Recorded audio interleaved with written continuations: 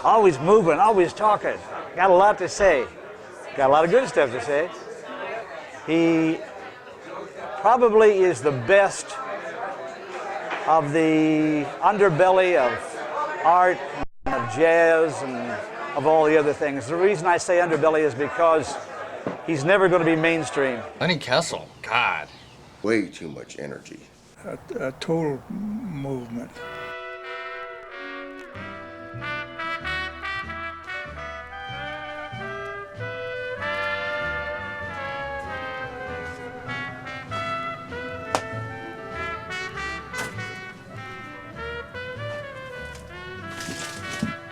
Yeah. Somebody there?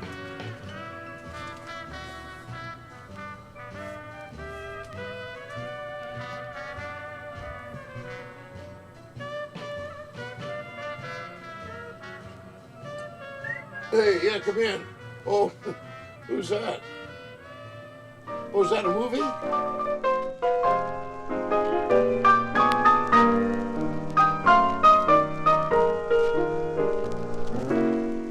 I cover the waterfront. I'm watching the sea. Will the one I love be coming back to me?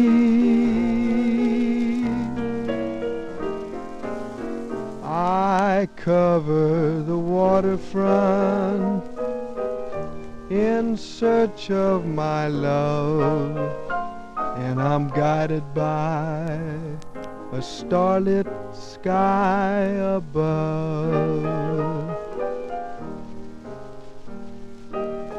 Here am I, patiently waiting, hoping and longing. Oh, how I yearn. Where are you? Then I found out he was a singer too. He told me, yeah, I'm into jazz and that, and I said, well, look, I used to go on Johnny Carson a lot, and Johnny had a thing where he'd walk around the audience and pick out people from the audience to stump the band, it was called, with a song that nobody, they were ridiculous songs. Supposedly songs no one ever heard of it. If the band didn't hear of it, you got a ticket to go to Lindy's or something, get a free meal. So they got, and you naturally you tell the guy who picks the people out, there's a friend of yours in there who's completely crazy and he's in the third row and he sings and he's fun. So naturally they landed on Len. And he said, do you have any song that stumped? And Len said, yeah, I got a number that'll stump the band. And he did this wild thing. I think he made it up on the spot. I'm going to town, I'm going to get something to eat, and then I'm going to take a walk somewhere, and then I'm going to come back, and he stumped everybody. He stumped the country. Here am I, patiently waiting, hoping and longing, oh, how I yearn. Where are you? Are you forgetting? Will you remember, and will you return? I cover the waterfront, way out on the sea, for the one I love will soon come back to me. The reason that I know that movies can be exciting in certain passages is because when you say what you say, just like I'm saying it now, and you have lines that are very beautifully concocted and dovetail with other lines, then you can see the footage of that and then realize that the footage is really not what you've just said, but it's something else. And sometimes it's worse than you thought it would be, but other times it's magical. I'm not saying that what I'm saying right now is magical. I'm just saying that it startled me, baffled me, that that could be a fact. And it's also funny. It's funny because why would anybody want to be in movies and be another person? Because they're not really being another person. They're just being themselves with a wing or a view of what they're doing as to, like Jack Nicholson. The reason he's so good is because he doesn't become the other person. He's still Jack Nicholson. But what he does with crafting the way that film would be made with a person that would be somewhat like him is what makes those things he does so significant and powerful. That's what I feel anyway.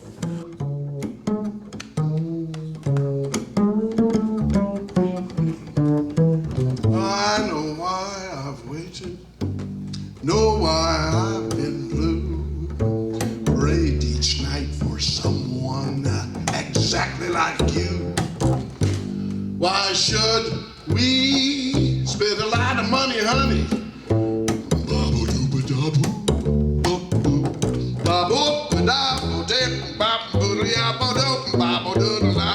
You make me feel so young. I want to give the world. You make me understand each foolish little scheme I'm scheming and dream I'm dreaming. I know why my mama taught me to be true. She meant me for someone. She meant me for someone. She meant me for someone exactly like you.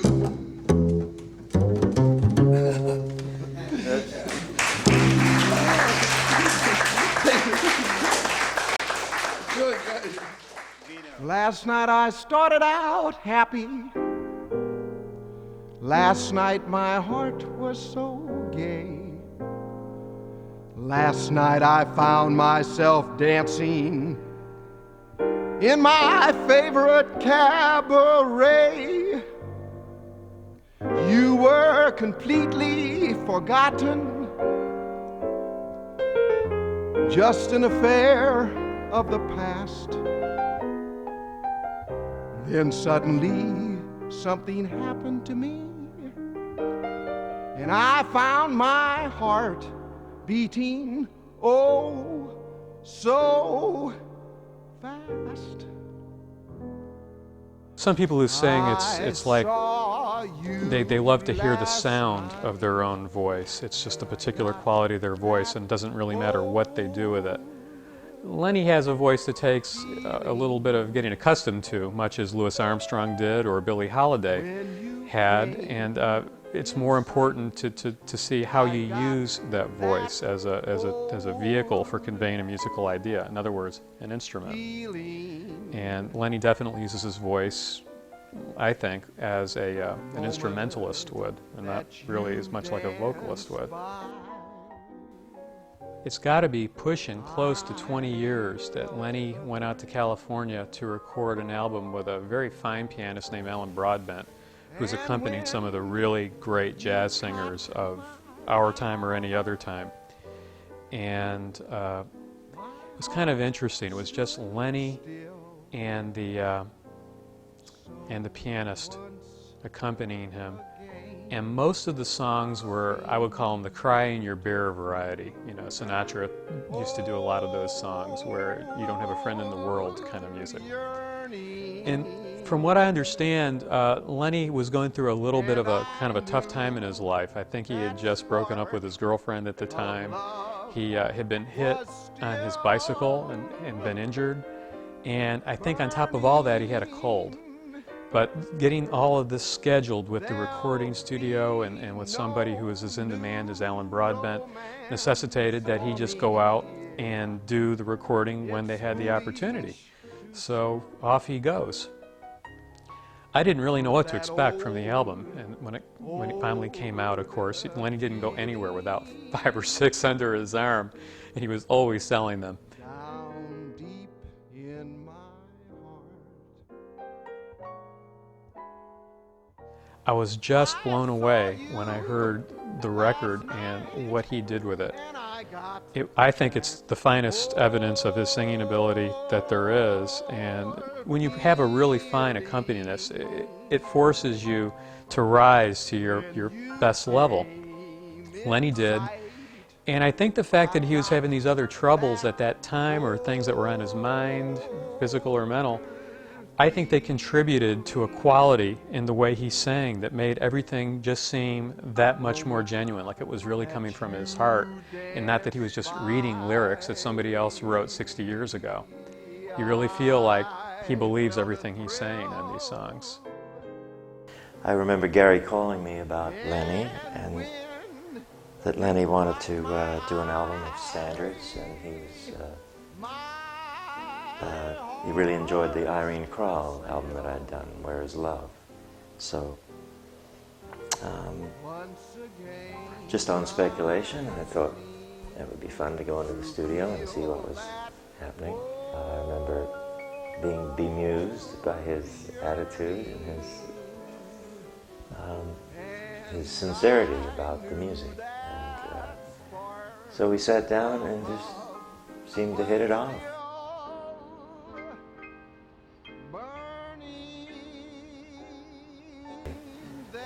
But I remember the feelings about it, and that I had a really wonderful time. It was very loose, and Lenny's personality and his own way of singing things was quite a revelation. And as I said, what is essential in it is the feeling that came out in the music. And I was able to respond to that.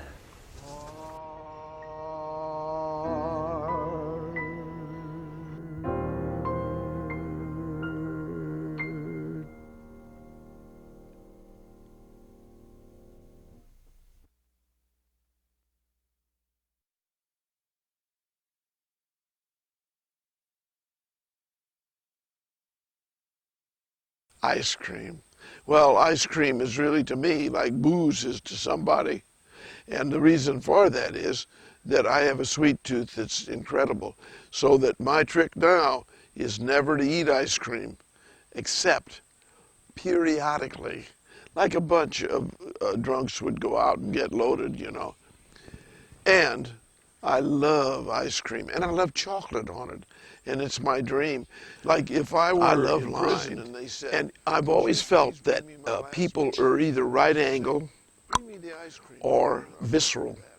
And line, like Mondrian, of course, obviously Pete Mondrian, was a very unvisceral person.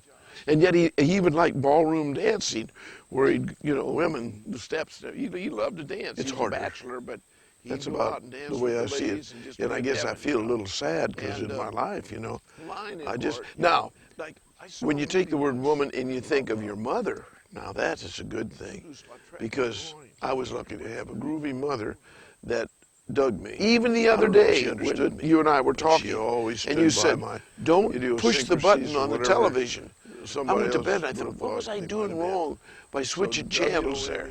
But everybody that doesn't have the blinker is changing. Always feels that way. Because you always say, why didn't he leave that channel on? Few seconds more, would not only make you have, you know, like the rumors of what it would do, but as a Catholic, it really was a sin. And to put it bluntly, I don't think it's sin at all. I think that when God created that he was saying, there'll be some times, you know, and if it's apropos, but you can't, as to masturbation, you can't have masturbation in your life like my oldest friend, who probably, I don't think you interviewed him for this movie, but like he knew a guy once that masturbated every day when he was in school, you know. As a matter of fact, he called this guy the Pounder. I had a music teacher.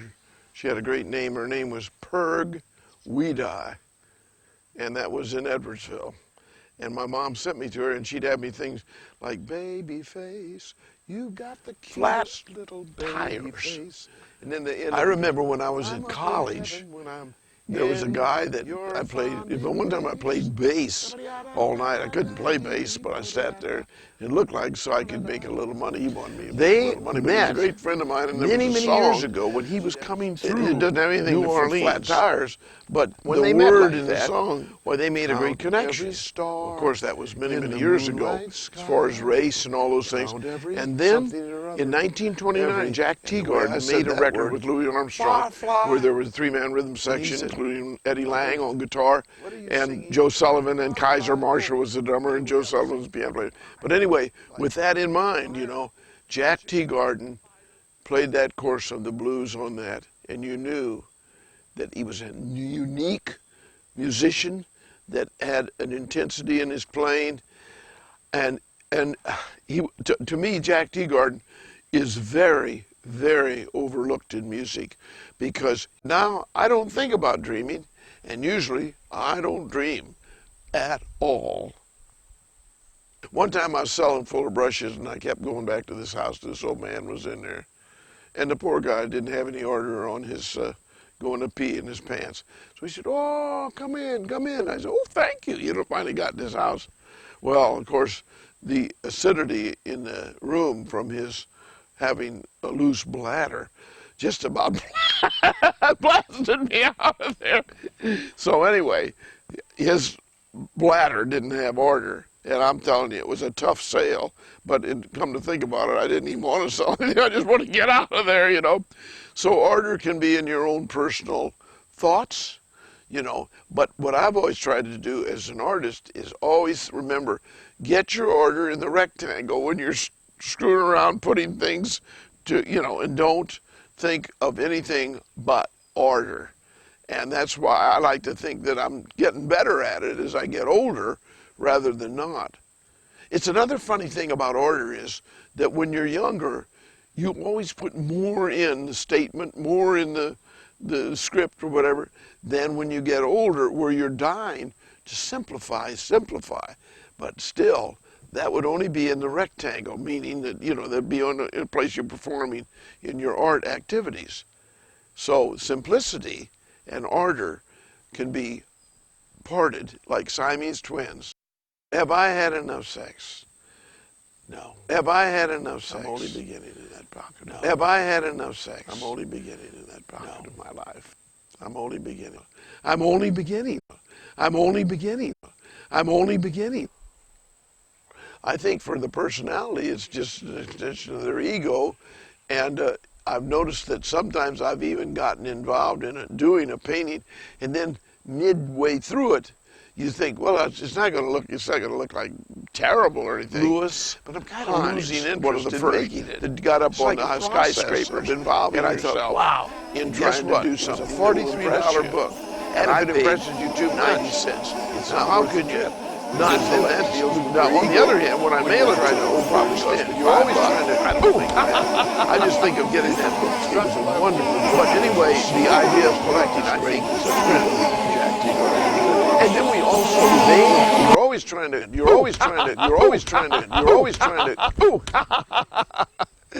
struck by a bolt of lightning, he said. It sounds to me like I'm babbling on, but the dog quit yapping and the guy quit cutting. I met him once or twice when he came over to have lunch with Ed, and hell, I didn't know what to think of him either. He is a rare individual, that guy. He comes, he's a non-stop talker, so you couldn't get an word in edgewise with the guy, and I don't know what the hell he's talking about when he's talking. He just keeps just rambling around, talking about, I guess there are artists that Ed would know, and he just goes on and on about it. Of course, he always likes to talk about women and things like that, and I think that's pretty bad. That's pretty disgusting for a man his age to still be interested in those things. I've seen a little bit of his art, if you could call it that, and it's kind of risque.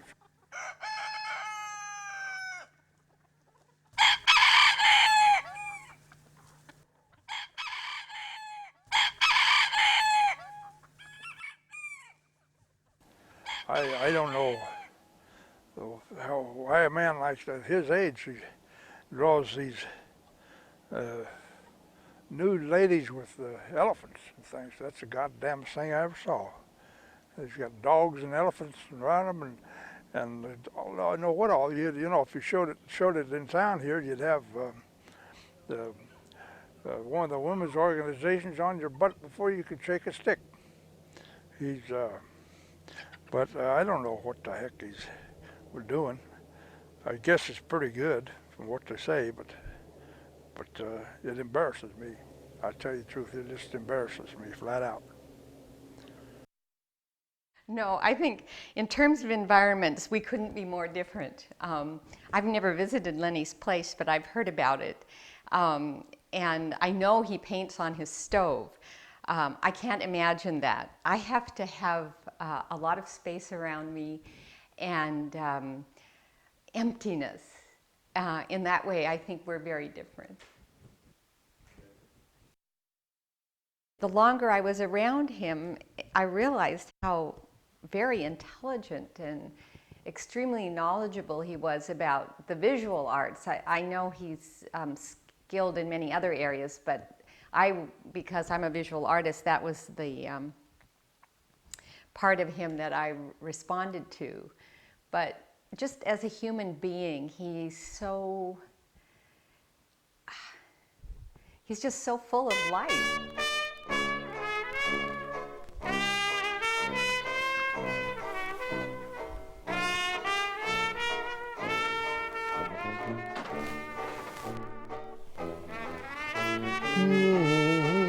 What a little moonlight can do to you. The moonbeam so shining through. Boo boo doo, boo da da da da. When shadows fall and trees whisper day is ending, my thoughts are ever wending home. When crickets call and my heart is forever yearning, once more to be returning to my home. When the hills conceal the setting sun, stars begin a-peeping one by one. Night covers all, and though fortune may forsake me, sweet dreams will ever take me to my home.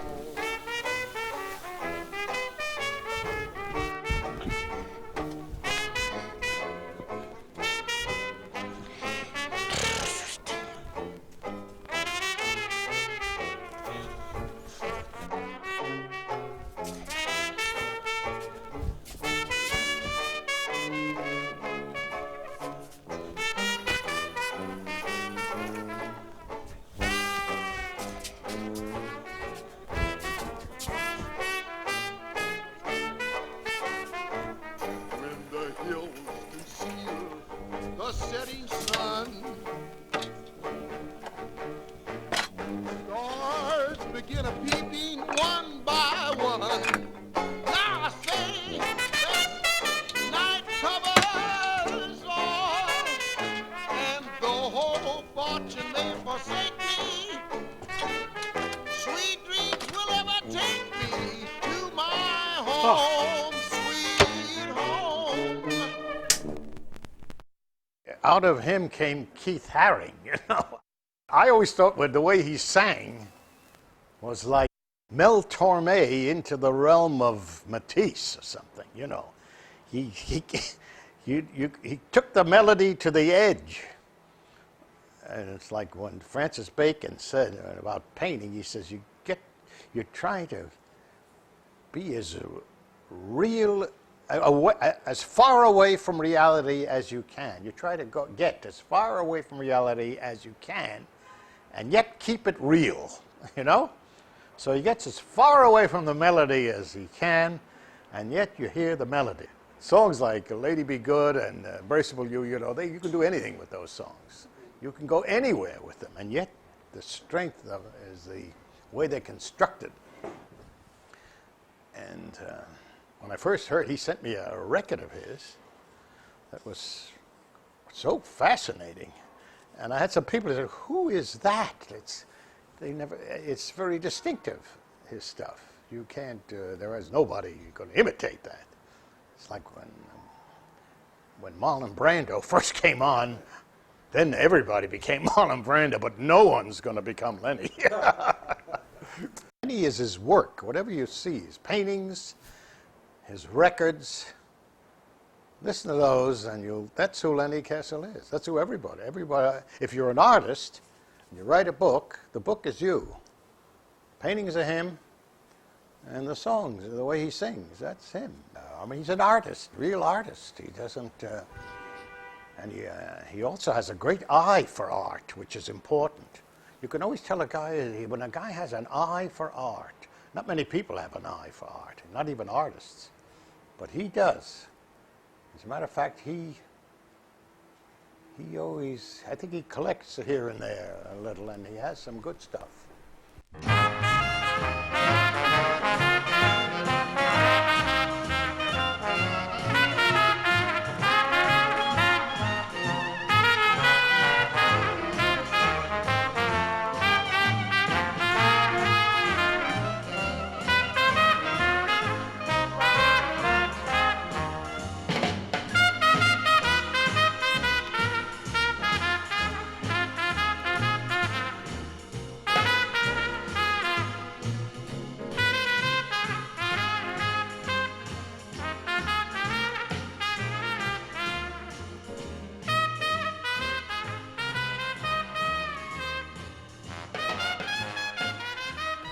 What we're doing here is to see I guess you'd call it an artist studio, which I never liked that word, just a workroom, you know.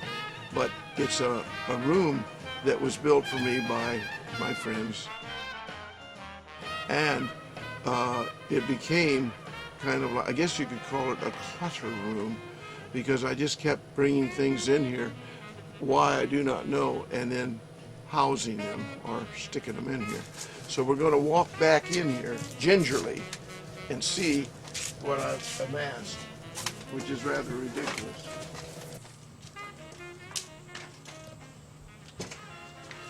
I want to go out here. I don't let anybody in here, but I have left the door open for your disposal, so we'll have the whole scheme of somebody's attitude toward the way they do things. I have lights in here, but they're not. They're just books I'll draw and sketch, you know, like sketchbook. But at first, you know, you never knew who's going to go, and the point of me having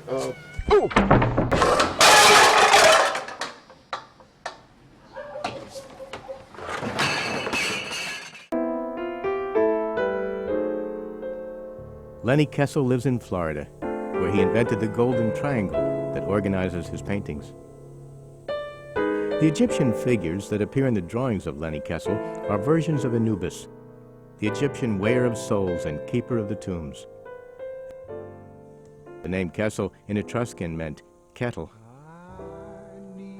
Louis Armstrong seems to have based his singing style on Lenny Kessel. He may have also based his trumpet playing on Mr. Kessel's, though there are anomalies in the fingerings that suggest a second influence. Lenny Kessel is the reincarnation of Lenny Kessel. He is a twin of himself. He is his own mother and father. He is a kid and he is a geezer. He has joie de vivre, élan, éclat, pizzazz, and je ne sais quoi. I had found you, but other loves surround you, and I don't. Lenny Kessel has been seen in two places at once. Ghost of a chance. Some people know this Lenny Kessel, while others know the other Lenny Kessel. The trial of Lenny Kessel ended in a hung jury. Hence, he lives both free and imprisoned.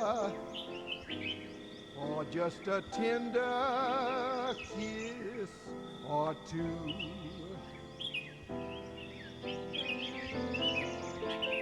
All of his cousins are kissing cousins. To know Lenny Kessel, you must go to the Gainesville of the mind, where the birds fly without ever alighting. Lenny Kessel is a purveyor of truth and beauty, a star salesman of the soul. Lenny Kessel has wrestled existentialism and made it cry uncle. He has dash and dynamism, fervor and vigor, truth and beauty, and ants in his pants. When Lenny Kessel picks up his pencil, redwoods cut themselves down to become paper. Every time it rains, and he's from heaven. Don't you know each cloud contains pennies from heaven? You'll find your fortune falling all over town. Make sure that your umbrella is upside down. Trade them for a package of sunshine and flowers. If you want the things that you love, you must have those showers. So when you hear it thunder, don't run under a tree. There'll be pennies from heaven for you and for me.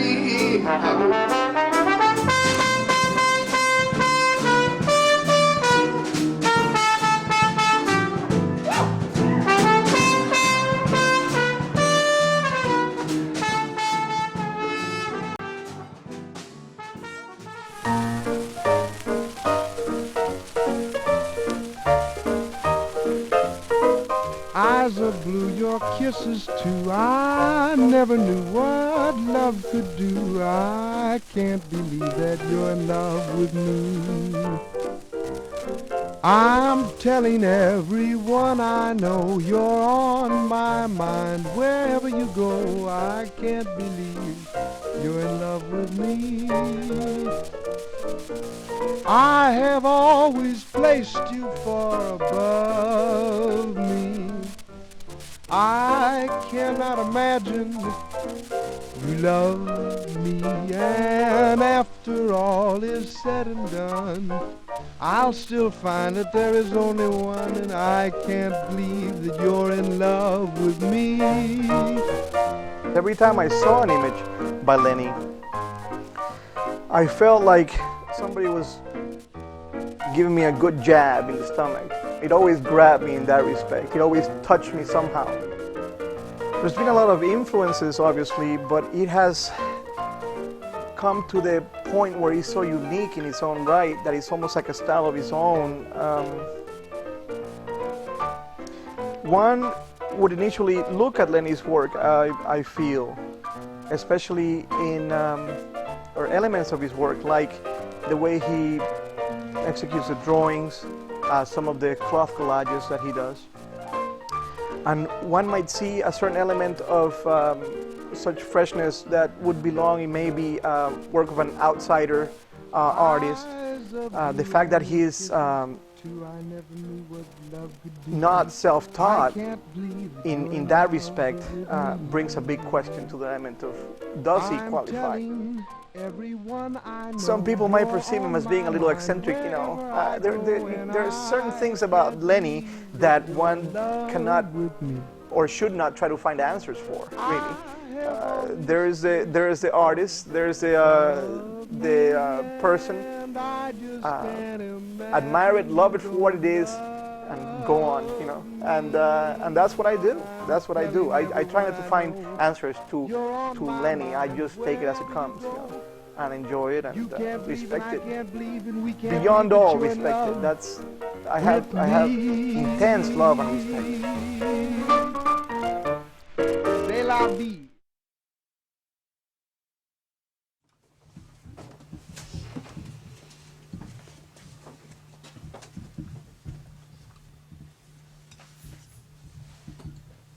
Mr. Cornell's artwork was based on these boxes, and then sometimes he'd make elaborate things from, you know, pieces like this into collages and things later. But the boxes that he made, which are very famous, well, Joseph Cornell, just look him up on your computer. You'll see. I just bought a book the other day, and there's another book about his movies. But he always used on the back of them, and he used dead horse glue. Because, you know, that was the glue of the day. He never used lumber glue, you know. And then he would paste these, that he had on the stove. I don't know what to do. You know? And then he'd stick these pages from French publications and stuff. To kind of, yeah, he died in 1972. Kind of programmed his death. He was born on Christmas Eve, and he died on the 27th or 28th. He just lying there and died. Lenny's an interesting mix between, well, he is what some people without a proper perspective would call cheap. He'll go up to a counter in an antique or a junk store, and he'll have an item at maybe $1, and he'll ask for a better price. And he has a little song and dance, and he'll just charm the person, and finally they'll end up giving him a better price.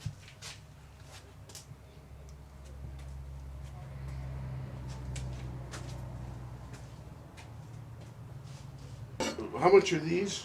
About 5 apiece. I've got one good one somewhere in a... Yeah, I thought I put that. It's, I believe it's laying over there. Where did I put it?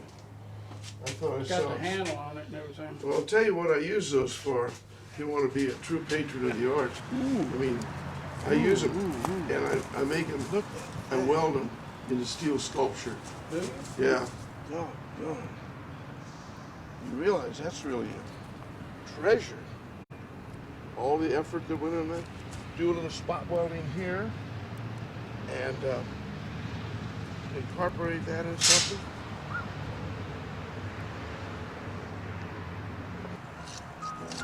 I don't know if those are steel. Well, let me see.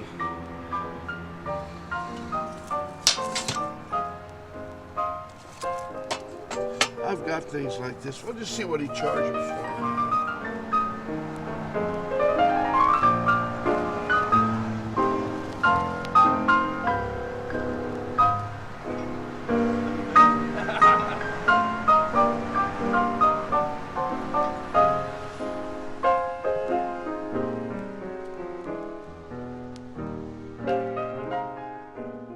I know. Well, no, but these three. What is your final price on these three? Here. Hell, $15 all three of them. Well, what about 10 for the three? That sounds good. All right, 10 sold. Thank you, sir. Lenny's kind of a con man sometimes, but you know, that's that old school thing. I don't know.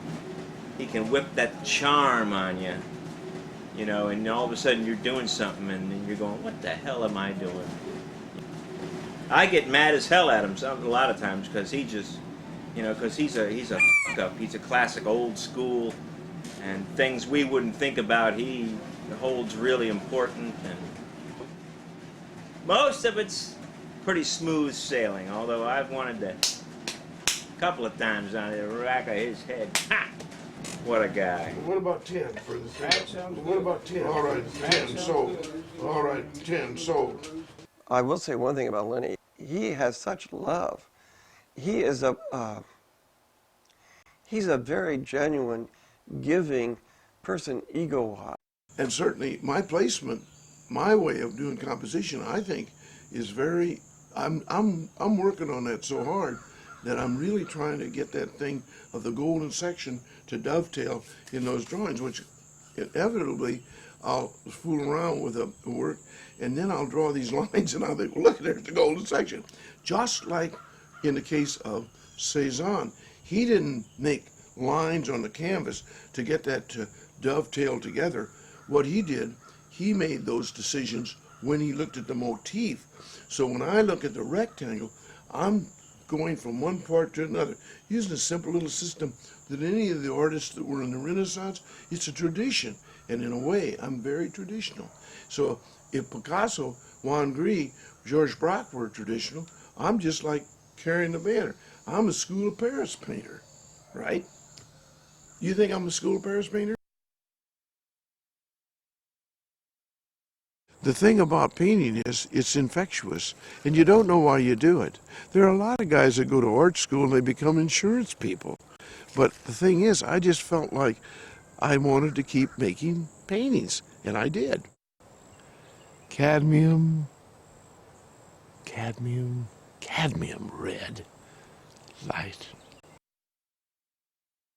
Cadmium Red Light is not like orange. Orange is all right, just a little tiny smidgen of orange. But when you take cadmium red light, that distance, that small tiny distance of the orange and the red really does do it. You can't say orange does it. Orange isn't what we're talking about. We're talking about cadmium red light here. And I don't know why, but it just always seems to be with me in my spirit. It could be like ever onward. When you say ever onward, you don't think of green or blue. You think of cadmium red light. And that's why that color has always affected me. I love to draw from a nude model, preferably women. I don't like to draw men as much, but I sure do like to draw women. It's because women are visceral with their body forms, circles, and all of that thing. Men are right angle with their chest being like an L rather than. They might say a chance to either finish what I want to finish before I die, which is a lot of work, or just popping off without not having it done. I have a very definite theory on that.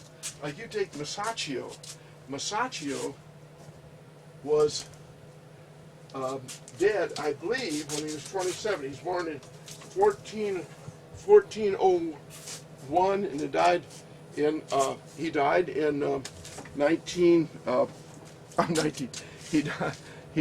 1427 or 28. So he was only 27. But in a way, I guess you'd say the dent he made with the way he chose to go with his career all seemed conclusive. And I have a feeling about that. I think that as mortals, we get done what we have to get done. Van Gogh's an example, Modigliani is an example, and even guys that died in their early 50s or late 50s got it all done. So I always feel that I don't think I've gotten anything done yet.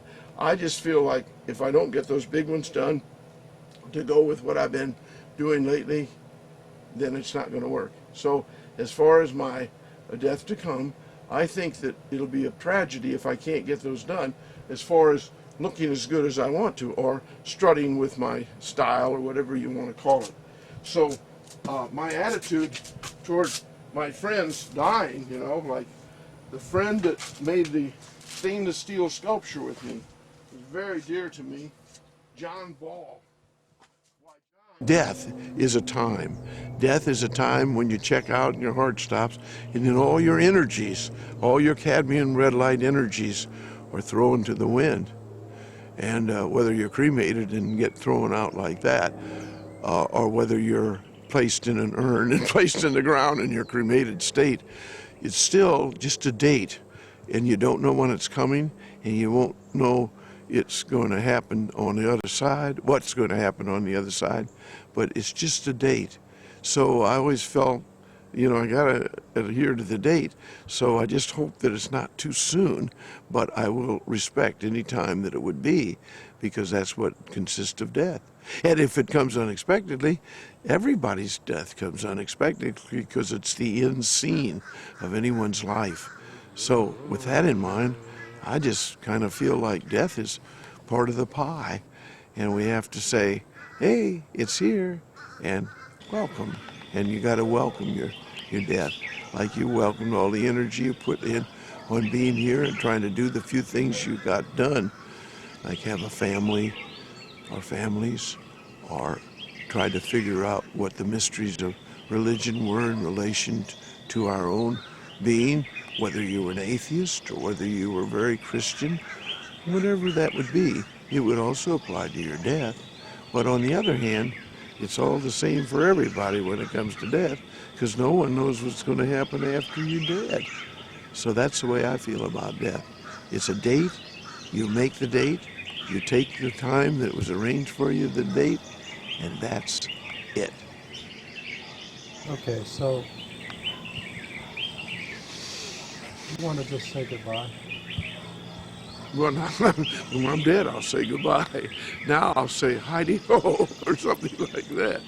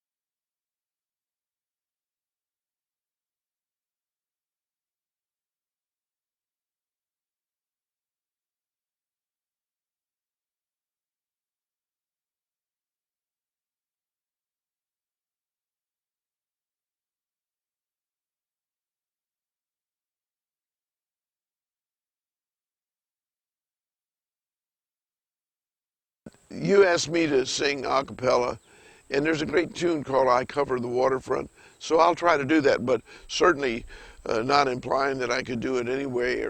But I almost would like to make some records by just singing it without anything after hearing what Chet Baker did with it. See if I get it in the key that'll be most agreeable. Okay, I think. Yeah. I want to make sure I get it in the right key, and I have to think of that in my... Like Benny Goodman, you know, Benny Goodman would stand before the band, and he'd be like that, and then they'd say, what's he thinking? He was thinking of the tempo, and then he'd just, the tempo, you know.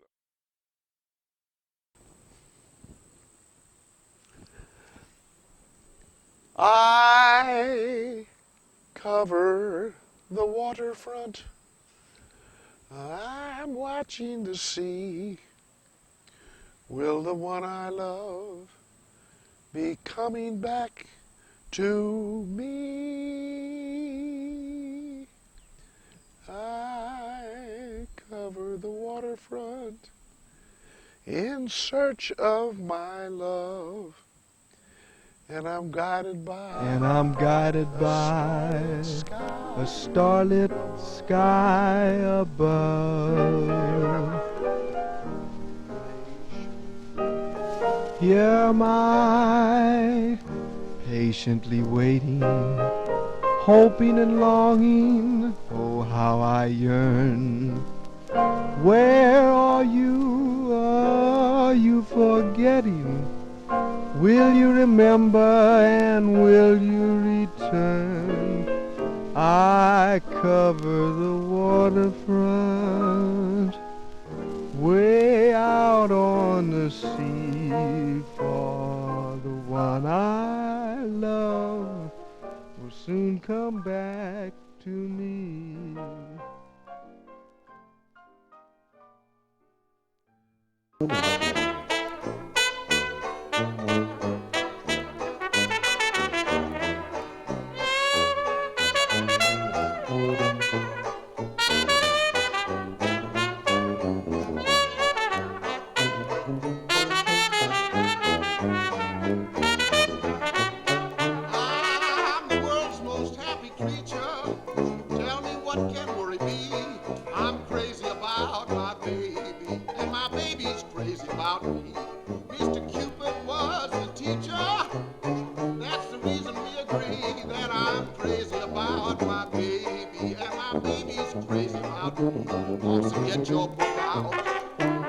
Keep it in your hands.